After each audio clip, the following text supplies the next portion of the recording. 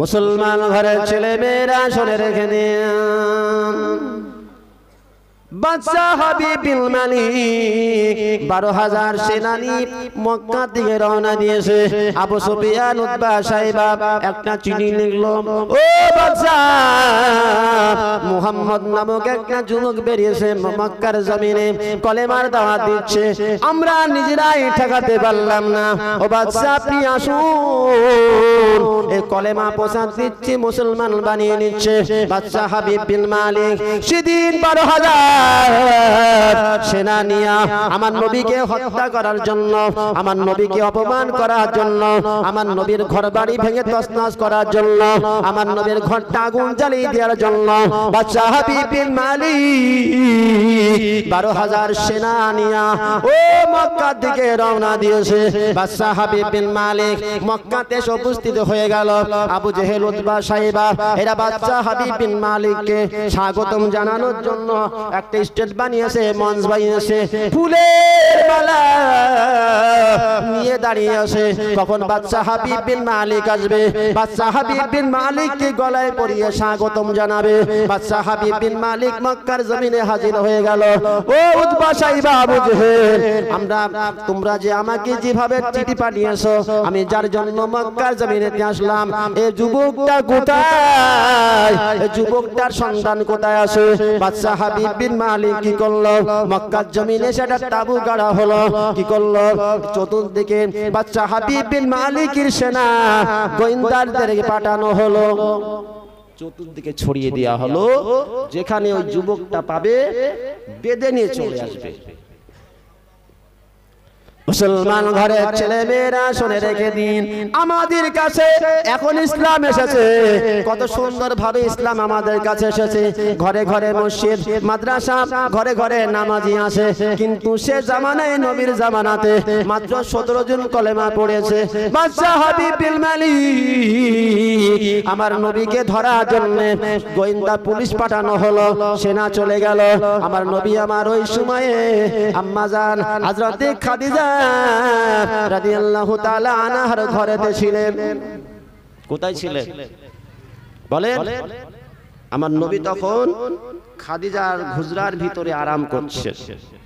সে সময় গোয়েন্দা পুলিশ যে ঘরের আশপাশে ঘিরে ফেলেছে। মিশরের গোয়েন্দা পুলিশ এবার আওয়াজ দিতে লাগলো, এ মুহাম্মদ, ঘরে থেকে আছেন? আল্লাহর নবী সেদিন বলল, হ্যাঁ আমি মুহাম্মদ, আমি ঘরের ভিতরে আছি, আপনি ঘরের থেকে বার হয়ে চলে আসেন। আমার নবীকে ঘরের থেকে বার করা হলো।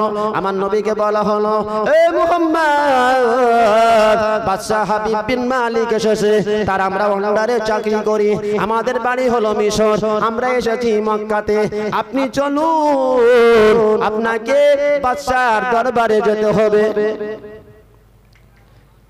সোনার মানিকেরা, ও সোনার মানিকেরা, গভীর মনোযোগ দিয়ে ওয়াজটা শুনবেন।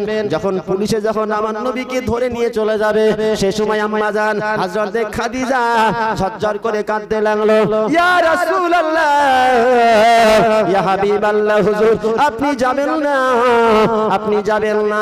বাদশা হাবিব বিন মালিক হলো ভয়ঙ্কর বাদশা, ও বাদশার সামনে গেলে আপনাকে কতল করে দেবে। ইয়া রাসূলুল্লাহ, ইয়া হাবিবাল্লাহ, হুজুর স্বামী আমার, যদি আপনি হত্যা হয়ে যান, মার্ডার হয়ে যান, আমি খাদিজা দুনিয়ার জমিনে আমি আর কার কাছে থাকবো? হযরতে খাদিজা এমন করে দৌড়াতে দৌড়াতে আমার নবীর কদমটা জড়িয়ে ধরলো, জড়িয়ে ধরে আতু কাঁদে কাঁদে, ইয়া রাসূলুল্লাহ, ইয়া হাবিবাল্লাহ, হুজুর আপনি যাবেন না, যাবেন না। মাত্র 17 জন কলেমা পড়েছে। কি অবস্থা চলছে, সেনা চারিদিকে ঘিরে ফেলেছে, নবীকে হত্যা করবে।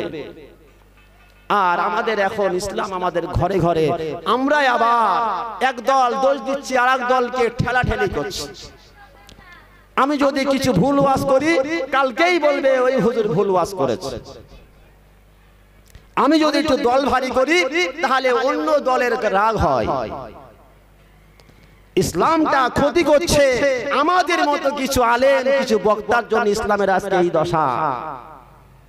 আমাদের ভিতরে একতা নেই, আমাদের ভিতরে মিল নেই, আমাদের ভিতরে মহব্বত নেই। দল ভারী করার জন্য ইসলামটা ক্ষতি করছে। আমাদের কাজ হলো, আমাদের দরকার ছিল এই মানুষগুলোকে জাহান্নামের ভয় দেখানো, এই মানুষগুলোকে জান্নাতের ভয় দেখানো, এই মানুষগুলোকে হিদায়াতের পথ দেখানো। আমরা সেই সমস্ত বক্তৃতা জলসায় দিই না, আমরা সেই সমস্ত বক্তৃতা আমরা জলসায় দিই না, আমরা দল ভারী করি। আজকে যদি ওই সময় যদি বাদশা হাবিব বিন মালিকের কাছে আমার নবী যদি পরাজিত হয়ে যেত, তাহলে ইসলাম এই জমিনে থাকতো না। কথা বলেন ঠিক কিনা? 12,000 সেনা গোটা মক্কা ঘিরে ফেলেছে, আর আমার নবীর সঙ্গে আছে মাত্র 17 জন। বুঝতে পারছেন কি অবস্থা চলছে? 12,000 সেনা গোটা মক্কা ঘিরে রেখেছে। আসুন এখনো ভালো হয়ে যান, দিনের জন্য আসুন, ইসলামের জন্য আসুন। মতবাদ ঠেলাঠেলি গুতগুতি লাগালাগি সব বন্ধ করুন, আপনাদের অনুরোধ করব। এই সোশ্যাল মিডিয়ায় আজকে আমার বক্তৃতা যাচ্ছে, আমি সব বক্তা, সব আলেম, সব দলের মানুষের কাছে অনুরোধ করতে চাই, আপনারা ইসলাম নিয়ে ঠেলাঠেলি গুতগুতি না করে আপনারা একই প্ল্যাটফর্মে আসুন, দিনের কথা বলুন, যে কথাগুলো কোরআনের কথাগুলো বলুন, কোরআনের কথাগুলো বলে এই জাতিকে বাঁচান, এই জাতি জাহান্নামের পথ থেকে বাঁচান, এই জাতিকে হিদায়াতের পথ দেখান। এটাই মঙ্গল হবে, এটাই ভালো হবে। আপনি আল্লাহর দরবারে ভালো থাকবেন, আপনি জান্নাত পাবেন, পাশাপাশি আপনার কমগুলো জান্নাত পাবে। কথা বলেন ঠিক কিনা? আমার ওয়াজ কি আপনাদের খারাপ লাগে?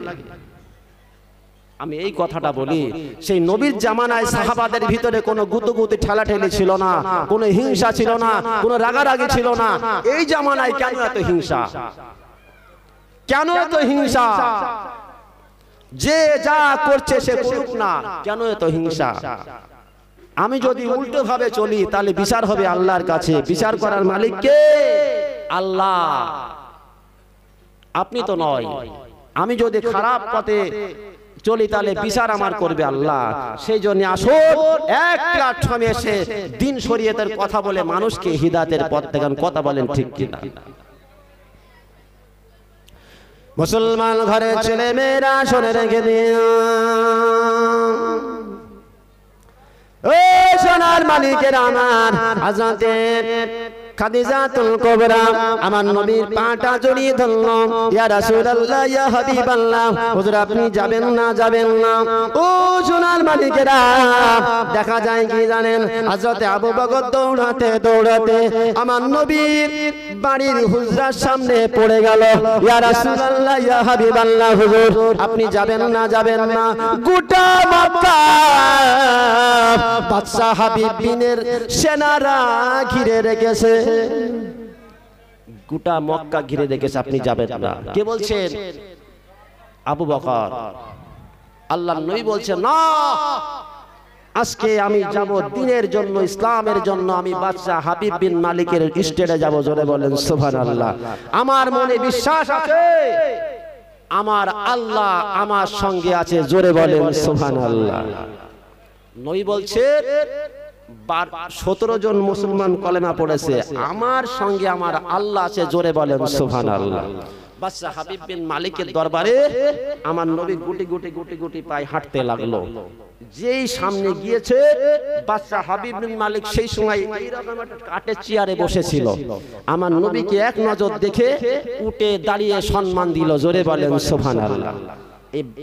আবু সুফিয়ান, আবু জেহেল, উতবা বলছে যে আপনি কেন উঠলেন? আমরা চাইছিলাম মুহাম্মদ যখন এখানে আসবেন তখন মুহাম্মদকে আপনি অপমান করবেন, আর আপনি উঠে দাঁড়িয়ে সম্মান দিলেন, ব্যাপারটা কি? বাদশা হাবিব বিন বলছে, আবু জেহেল, উতবা সাইবা, শোনো, আমি যখন মুহাম্মদের দিকে একবার চাইলাম, নুরানি ঝলক আমার চোখে আসলো, আমি কিভাবে যে চেয়ার ছেড়ে উঠে বললাম নিজেই জানি না। জোরে বলেন সুবহানাল্লাহ। আমার নবী বলছে, আপনি আমাকে ডেকেছিলেন? বাদশা হাবিব বিন মালিক বলছে, হ্যাঁ ডেকেছি। শুনছি তুমি নাকি নবী হয়েছো, নবী হতে গেলে কিছু মুজিজা দেখাতে হবে। আমার নবী বলল, আপনি কি দেখতে চান? বাদশা বলল, দুনিয়ায় অনেক জাদুঘর আছে, দুনিয়ায় সব জাদুর খেলা দেখায়, তুমি আসমানে একটা জিনিস মুজিজা আমাকে দেখাও, যেটা যেন আমি বিশ্বাস করতে পারি যদি আমি দেখাতে পারি তাহলে আপনি কি করবেন? আপনাকে কলেমা পড়তে হবে। আমার নবী বলছেন, বাদশা হাবিব বিন মালিক বলছে, আমি কলেমা পড়বো তুমি যদি আসমানে মুজিজা দেখাতে পারো, আর আমার 12,000 সেনারাও কলেমা পড়ে মুসলমান হবে। জোরে বলেন সুবহানাল্লাহ। মুসলমান ঘরের ছেলে মেয়েরা শুনে রেখে দিন,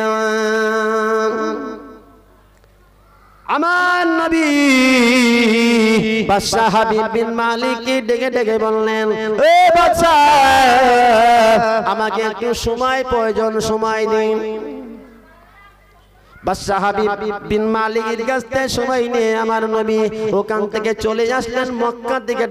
মক্কার কাবা থেকে বা সাইডে একটা পাহাড় আছে, এই পাহাড়টার নাম হলো আবু কুবায়েস নামক পাহাড়। নাম শুনেছেন নাকি আপনারা আবু কুবায়েস? এই পাহাড়টার নাম হলো আবু কুবায়েস পাহাড়। ও পাহাড়ে আবু কুবায়েস নামক এক ব্যক্তি সর্বপ্রথমে বসবাস করত। ও ব্যক্তির একটাই বাড়ি ছিল পাহাড়ের মাথায়। ও ব্যক্তির নাম ছিল আবু কুবায়েস। এর জন্য মক্কার মানুষেরা ও ব্যক্তির নামে ওই পাহাড়টার নামকরণ করলো আবু কুবায়েস পাহাড়। এই সোনার মালিকেরা শুনে রেখে দাও, আল্লাহর নবী আমার ওই আবু কুবায়েস পাহাড়ের গুহার ভিতরে চলে গেল, 2 রাকাত নামাজ পড়তে লাগলো, আল্লাহর কাছে সিজদা দিল। ও রব্বুল আলামিন আল্লাহ, আজকে বাদশা হাবিব বিন মালিক এসেছে আমার কাছে পরীক্ষা নিচ্ছে আল্লাহ, যদি আমি পরীক্ষায় ফেল করে যাই আল্লাহ, তাহলে বাদশা হাবিব বিন মালিক আমাকে হত্যা করে ফেলবে। কোথায় বলছে আমার নবী? কোথায় বলছে? আল্লাহর কাছে। আল্লাহ, বাদশা হাবিব বিন মালিক এসেছে আমার কাছে পরীক্ষা নিতে, আমি আজকে যদি পরীক্ষায় পরাজিত হয়ে যাই তাহলে আমার গদ্দার আজকে নামিয়ে দেবে। আল্লাহ চুপ মেরে আছে। মুসলমান ঘরের ছেলে মেয়েরা শুনে রেখে দিন, এই দৃশ্য হযরত জিবরাইল আলাইহিস সালাম দেখতে লেগেছেন। হযরত জিবরাইল আলাইহিস সালাম টানার পানি মেরে উঠতে উঠতে সিদরাতুল মুনতাহা হাজির হয়ে গেল। ও রব্বুল আলামিন আল্লাহ, মক্কার জমিনের গন্ডগোল ঝামেলা কি আপনি দেখেন না? আল্লাহ কোনো আওয়াজ করেন না? জিবরাইল আলাইহিস সালাম সিদরাতুল মুনতাহায় গিয়ে ওখান থেকে আওয়াজ করতে লাগলো, ও রব্বুল আলামিন আল্লাহ, আপনার নবীকে অ্যাটাক করেছে মক্কায় এসে, আপনি কি কোনো খবর রাখেন না, দেখেন না? আল্লাহ এবার আরশে আজিম থেকে আওয়াজ দিতে লাগলো, ও জিবরাইল, আমি সব খবর রাখি, সব দেখি, তবে তুমি চলে যাও, চলে যাও, আমার নবীর কানে কানে একটা সুসংবাদ দিয়ে আসো।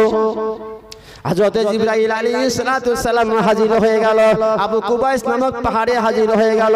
ইয়া রাসূলুল্লাহ, ইয়া হাবিবাল্লাহ, হুজুর আপনি কাঁদবেন না, কাঁদবেন না, আপনি সিজদা তুলুন, সিজদা তুলুন, আমার আল্লাহ একটা খুশির সংবাদ পাঠিয়ে দিয়েছে, একটা খুশির সংবাদ পাঠিয়েছে। ইয়া রাসূলুল্লাহ, আজকে বাদশা হাবিব বিন মালিক যে প্রশ্ন করবে সেটা আমরা জানি, আমার আল্লাহ জানে।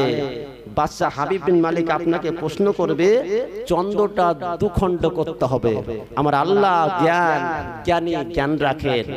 আমার আল্লাহ জানিয়ে দিল, আজকে সারা দিনের জন্য মহাবিশ্বে, মহাকাশে চন্দ্র, তারা, সূর্য, গ্যালাক্সি, মিল্কি গ্যালাক্সি, যা কিছু মহাবিশ্বে আছে সব কিছু আপনার অন্ডারে দিয়ে দিয়েছে। জোরে বলা যাবে না? জোরে বলা যাবে না? আপনি কাঁদবেন না, চলে যান। মুসলমান ঘরের ছেলে মেয়েরা শুনে রেখে দিন, আমার নবী দৌড়াতে দৌড়াতে চলে আসলো, বাদশা হাবিব বিন মালিকের কাছে চলে আসলো। ও বাদশা, বাদশা হাবিব বিন মালিক বলল, মুহাম্মদ,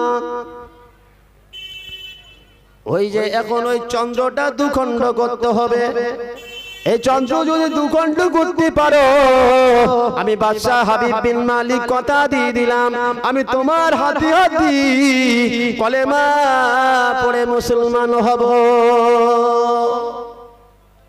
আমার নবী কি করলো? আমার নবী আমার সূর্যকে বলল, ডুবে যাও, ডুবে যাও। সূর্য ডুবে গেল। রাত হয়ে গেল, চন্দ্র উঠে গেল, দুখণ্ড হাতের ইশারায় দুখণ্ড হয়ে গেল, একটা টুকরো চলে গেল আবু কুবাইস নামক পাহাড়ের ওপরে, আরেকটা চলে গেল ডান সাইডে। জোরে বলা যাবে না? এই দৃশ্য যখন দেখলো তখন আবু জেহেল, আবু উতবা, সাইবা অবাক হয়ে গেল।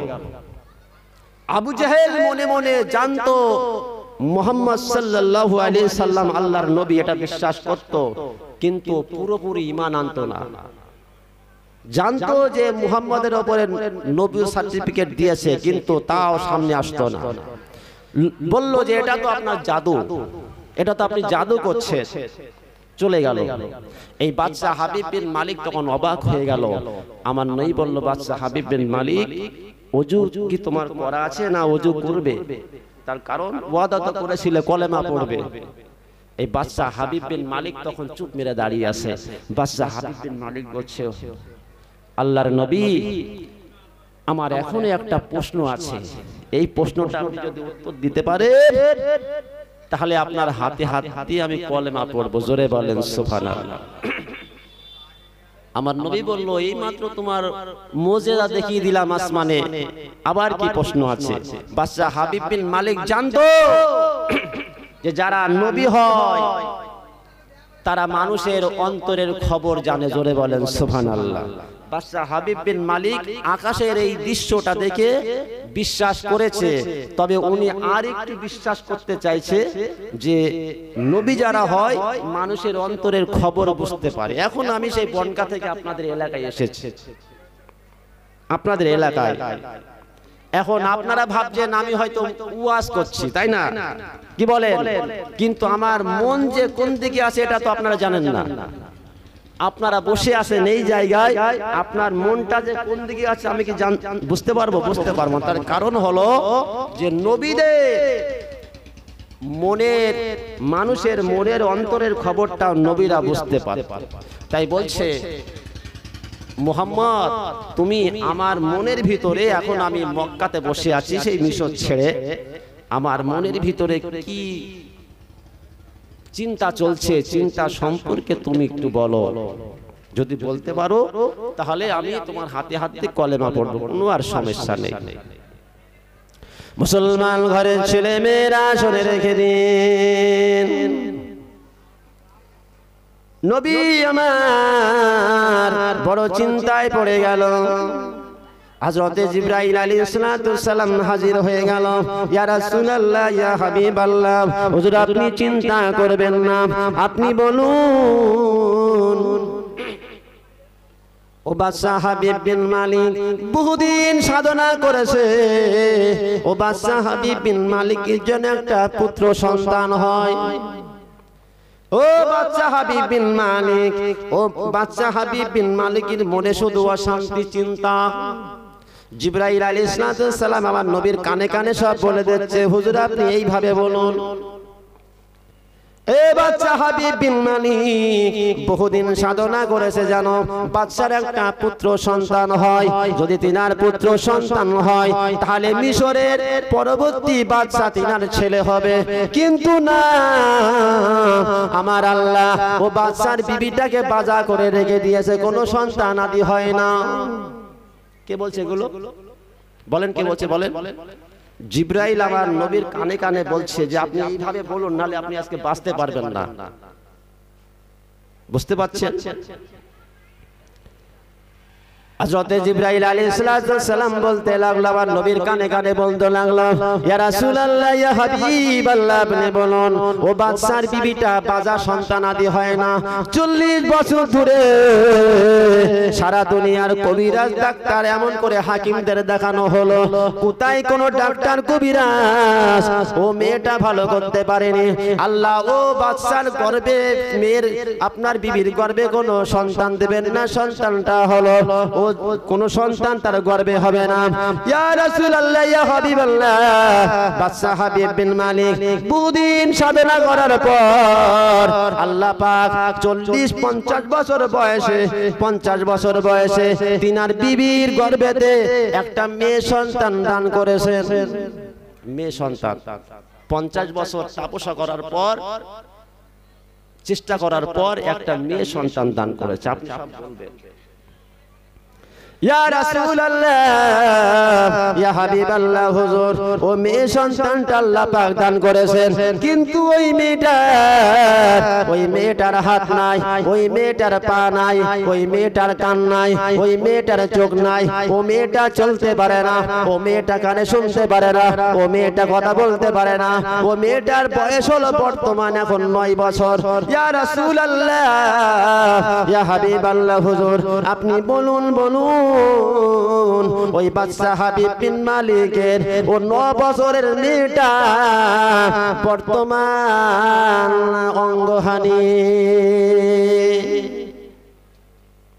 আমার নবী আছেন মক্কায় বাদশা হাবিব বিন মালিক সেই এসেছেন মিশর থেকে আমার নবী বাদশা হাবিব বিন মালিককে বলতে লেগেছে ও বাদশা হাবিব বিন মালিক বহুদিন সাধনা করেছিলে তুমি সাধনা করে করে একটা পুত্র সন্তানের জন্য সাধনা করেছিলে কি আমার আল্লাহ পুত্র সন্তান দেয়নি বহুদিন সাধনা করার পর আমার আল্লাহ তোমাকে একটা মেয়ে সন্তান দান করেছে ও মেয়েটার হাত নাই পা নাই মেয়েটা হলো অঙ্গহানি ও মেয়েটার বয়স হলো মাত্র 9 বছর এই কথা যখন বাদশা হাবিব বিন মালিক শুনতে পেরেছেন বাদশা হাবিব বিন মালিক আর এক মুহূর্তে লেট না করে আমার নবীর কদমে আসার খেয়ে পড়ে গেল ইয়া রাসূলুল্লাহ ইয়া হাবিবাল্লাহ হুজুর আমার বিয়াদমি মাফ করে দিন আমি আপনার সঙ্গে অনেক বিয়াদমি করেছি আমি বাদশা হাবিব বিন মালিক আমি আর লেট করতে চাই না আমি আর দেরি করতে চাই না ইয়া রাসূলুল্লাহ ইয়া হাবিবাল্লাহ আপনি আমার হাতে হাত দিয়ে কলেমা পড়ে মুসলমান করে দিন বাদশা হাবিব বিন মালিক মক্কার জমিনে আমার নবীকে হত্যা করতে আসছিলেন কিন্তু বাদশা হাবিব বিন মালিক আমার নবীর হাতে হাত দিয়ে কলেমা পড়ে মুসলমান হয়ে গেল 12,000 সেনারা এরা বলল বাদশা হাবিব বিন মালিক আমরা তাহলে এখন কি করব এই 12,000 সেনাদের বাদশা ডেকে ডেকে বলল লেট করো না দেরি করো না তোমরা আমার নবীর হাতে হাতে কলেমা পড়ে মুসলমান হয়ে যাও তাহলে 17 জন আর 12,000 এই 12,000 মানুষ এমন করে টোটাল মুসলমান হয়ে গেল জোরে বলেন সুবহানাল্লাহ মুসলমান ঘরের ছেলে মেয়েরা শুনে রেখে দিন এ সোনার মালিকের আমার ও নবী পাকের উম্মতের আমার বাদশা হাবিব বিন মালিক কি করলো আমার নবীর কাছ থেকে বিদায় নিয়ে চলে গেল মিশরের দিকে রওনা দিতে লাগলো মিশরীরা রাজ দরবারে ঢুকবে যে সময় সে সময় রাজ দরবার থেকে ভিতর থেকে একটা মেয়ের আওয়াজ শুনতে পেলেন ওই মেয়েটা বলতে লাগলো আব্বা আব্বা আব্বা বলে ডাকতে লাগলো বাদশা হাবিব বিন মালিক মিশরের রাজ দরবারে ঢোকার পর বুঝতে পারলো আমার একটা মেয়ে আছে সে তো অঙ্গহানি সে কথা বলতে পারে না ডাকতে পারে না আব্বা বলতে পারে না হাঁটতে পারে না চলতে পারে না কি রে তুমি ও মা তুমি আমার রাজ দরবারে কে আমাকে আব্বা বলে ডাকো বাদশা হাবিব বিন মালিক চিন্তা করছে আমার তো একটা মেয়ে আছে সে তো অঙ্গহানি তাহলে আমাকে আব্বা বলে ডাকলো আজকে 60 বছর পর আমাকে আব্বা বলে কেউ আমাকে ডাকছে এই মেয়েটা কে কে ঢুকলো আমার রাজ দরবারের ভিতরে মুসলমান ঘরের ছেলে মেয়েরা শুনে রেখে দিন এ বাচ্চা মেয়েটা দৌড়াতে দৌড়াতে আমার বাদশা হাবিব বিন মালিককে জড়িয়ে ধরলো আব্বা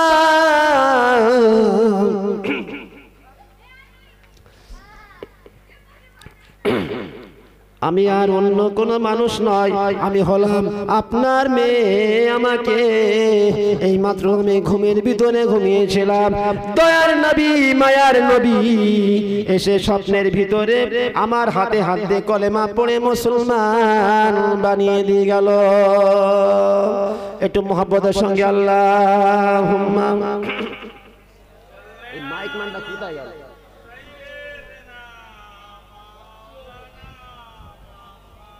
মাইক ম্যানটা কোথায় মাইকটা একটু ভালো করে চালাও না কি অবস্থা হচ্ছে মাইকের শেষ হয়ে গেল মাইকটা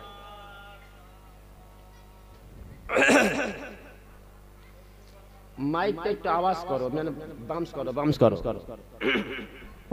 মাইকটা গোড়া থেকে ভাই খারাপ ছিল, যার কারণে আমার প্রচন্ড কষ্ট হচ্ছে। মাইকটা একটু ভাসাও না, মাইকটা একটু ভাসিয়ে দাও।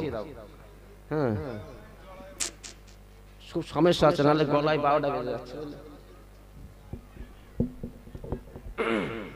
প্রাণ খুলে মহব্বত শোনা, আল্লাহুম্মা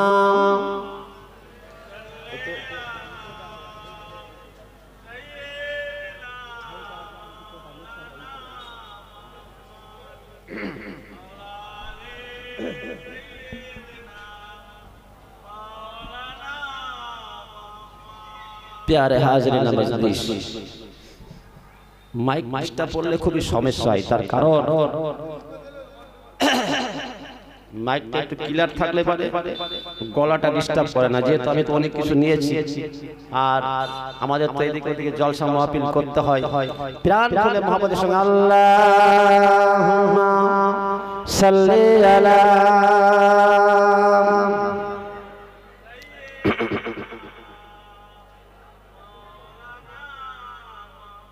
ওয়ালা আলি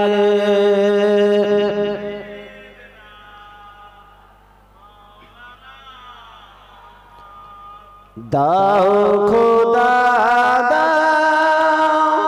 এই জান্নাতে তোমাকে দিলাম, এটা সারা জীবনের মতো নয়, 1 মাস 20 দিন 2 দিন 4 দিন, একটা নির্দিষ্ট সময়ের জন্য আমি যে জান্নাত বানিয়েছি, এই জান্নাত তুমি ঘুরে ঘুরে দেখো, ফল আছে, ফলমূল ঘুরে ঘুরে খাও, একটু উপভোগ করো, তবে আপনাকে জান্নাত থেকে বার হতে হবে। তবে আপনাকে আমি 2 মাসের জন্য জান্নাতের ভিতরে পাঠিয়েছি।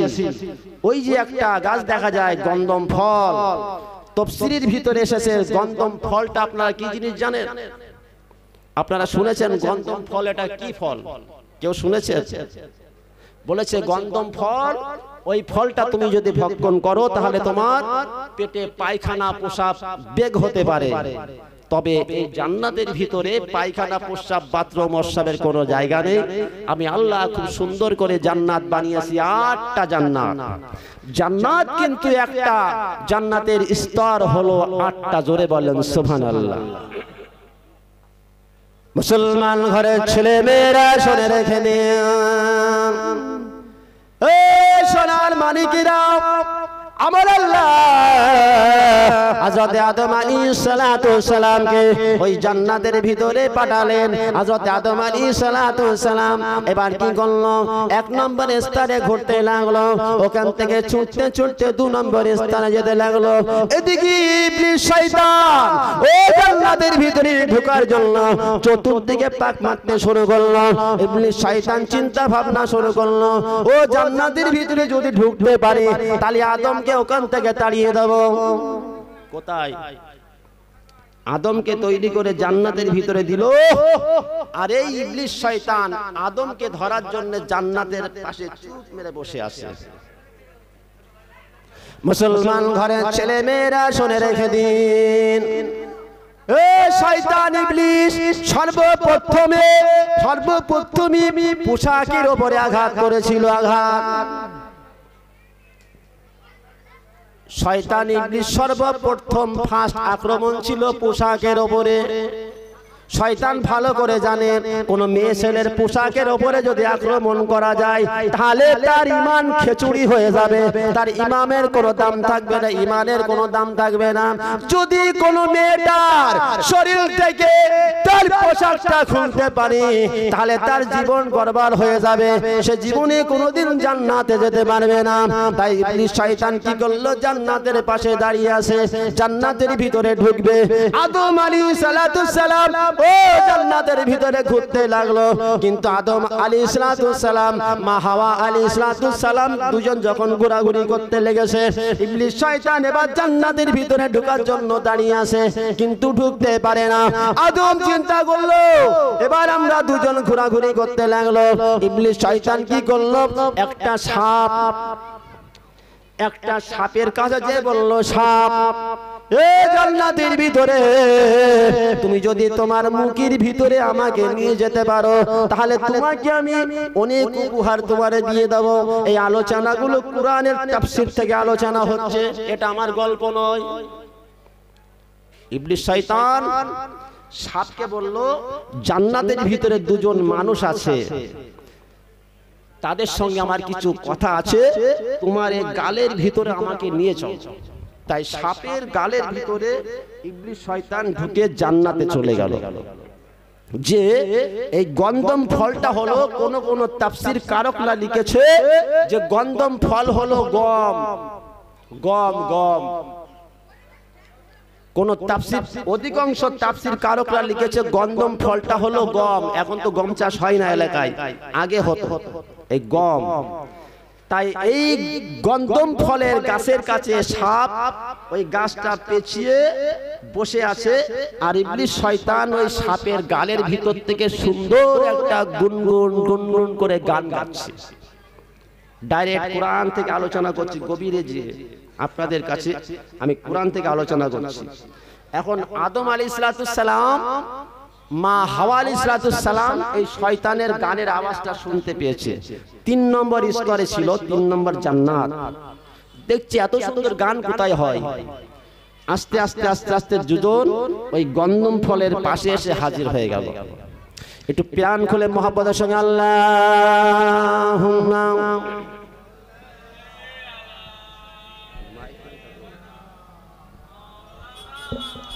ওয়ালালে।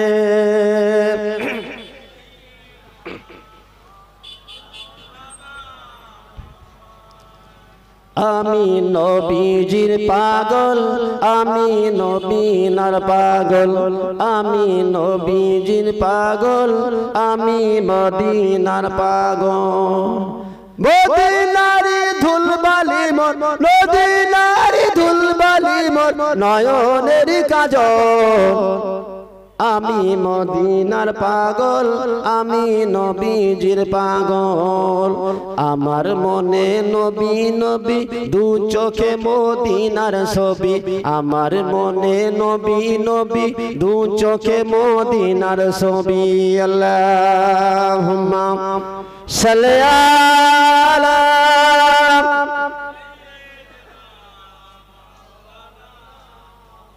ওয়ালা আলি সাইয়্যিদিনা।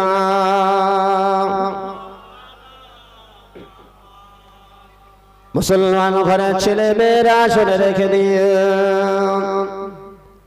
এ নবী পাকের উম্মত উম্মতের আমার, ও গম গাছের ভিতরে জড়িয়ে ধরলো, গন্ধম ফলের পাশে জড়িয়ে থাকলো।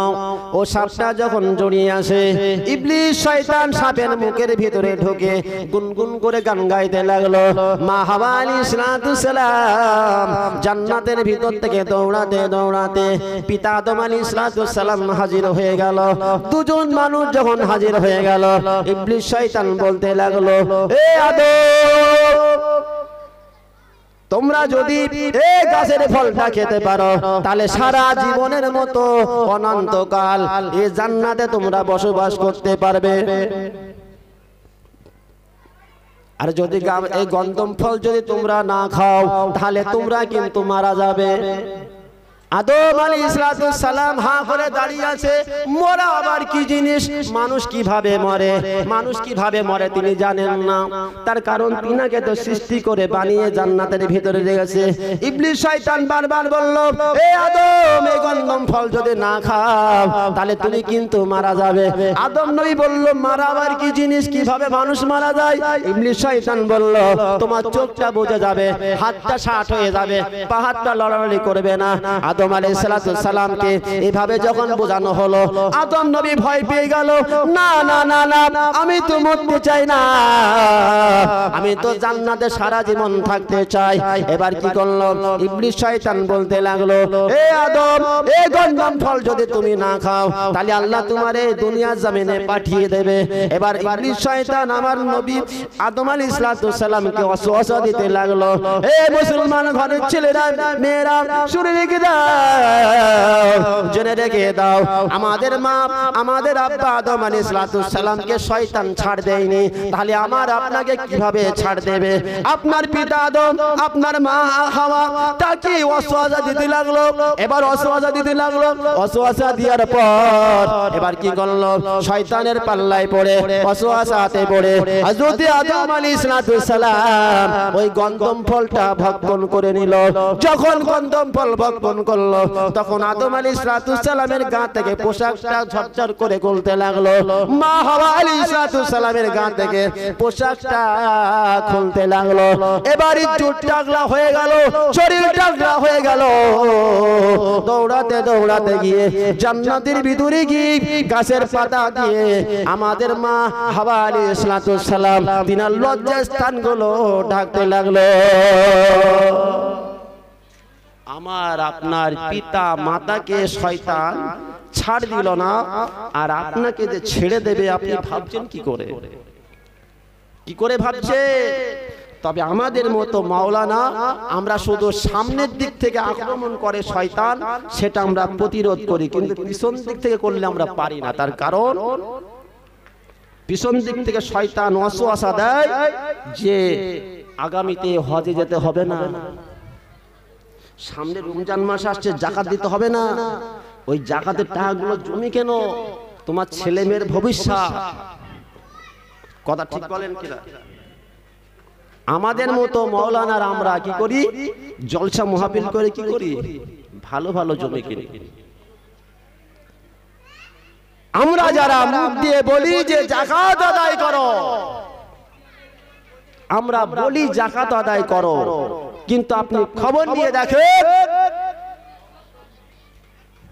এটা আল্লাহই ভালো জানে। তার কারণ হলো যে আমরা যেটা বলি সেটা যদি মেনে চলতাম, আমাদের মতো আলেম এবং বক্তাদের চতুর্দিক থেকে শয়তান ওয়াসওয়াসা দেয়, আমাদের পিতা আদম আলাইহিস সালামকে ছাড় দিল না, আমার আপনাকে কিভাবে ছাড় দেবে? মুসলমান ঘরের ছেলে মেয়েরা শুনে রেখে দিন, ও নবী আদম আলাইহিস সালামকে যখন এমন করে পোশাকটা আগলা হয়ে গেল, খুলে গেল, হযরত আদম আলাইহিস সালামের পেটের ভিতরে যন্ত্রণা শুরু হয়ে গেল। আল্লাহকে ডেকে ডেকে বললেন, হযরত জিবরাইল আলাইহিস সালাম সিদরাতুল মুনতাহার কাছে চলে গেল। রব্বুল আলামিন আল্লাহ আপনার আদম আলাইহিস সালাম হাওয়া আলাইহিস সালাম ওই গন্ধম ফলটা ভক্ষণ করেছে। ও রব্বুল আলামিন আল্লাহ পাক, আপনি যে জান্নাতের ভিতরে বাথরুম রাখেননি, আপনি পায়খানা পেশাবের ব্যবস্থা করেননি, এখন তাহলে কি করা যায়? আল্লাহ বলল, জিবরাইল লেট করো না, দেরি করো না, আমার নবী আদম কি দুনিয়ার জমিনে পাঠিয়ে দাও।